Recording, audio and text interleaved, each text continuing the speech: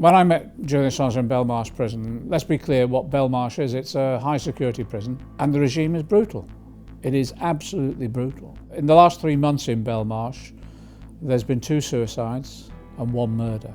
Julian himself locked up for 20 hours a day. And then when he meets his legal team, they take those hours off his normal, what they call association, so his free time when he can be out of the cell. He's applied, for example, to go to the gym like other prisoners. And for weeks he's not been allowed to, and he still hasn't been allowed to either. It's the sort of regime that can push you to the edge. It's obviously had the effect on him. There's no doubt about that. He's used all sorts of strategies to make sure that he keeps as well as he possibly can. Obviously, he concentrates and focuses on preparing his case for the court. After 2 hours, I left that prison more convinced than ever before that this man, first of all, is innocent of the charges that have been brought against him. Secondly, that actually morally, he made the right decision. What Julian Assange and his colleagues did was to take the information that they were provided with. Come on, fire!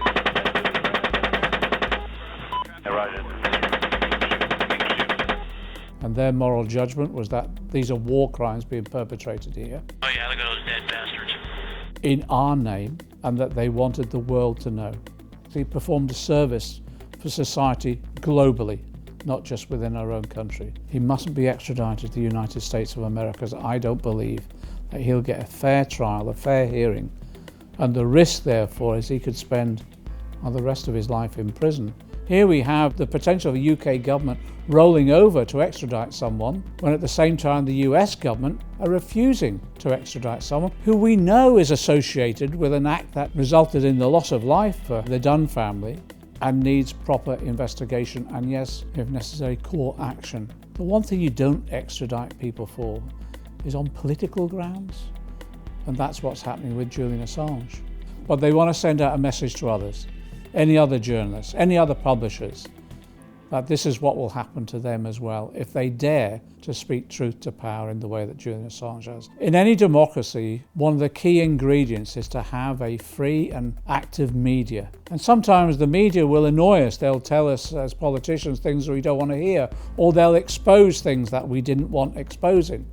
But that's what democracy is all about. And as soon as you undermine that right of journalists to report fairly and openly, well, you start undermining the basis of the democracy on which we rest our society.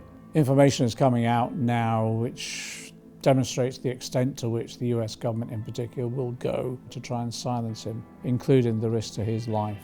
The media has not been kind to Julian Assange in terms of the accurate and honest reporting of his case. What we need now above all else is noise about this case in every form that we can. Understand, this isn't about an individual. This is about the right to free speech, the right to whistleblow, the right to stand up against injustice. And if Assange is silenced, they can silence anyone, and they will. Please don't underestimate the importance of this case for the future of our democracy. Social media has been one of the few avenues that we've been able to use to get the truth out, both against the Assange case, but also what Assange was exposing. That's why I support organisations like Double Down News on Patreon. They need your support because they're an essential part of ensuring that we get the truth.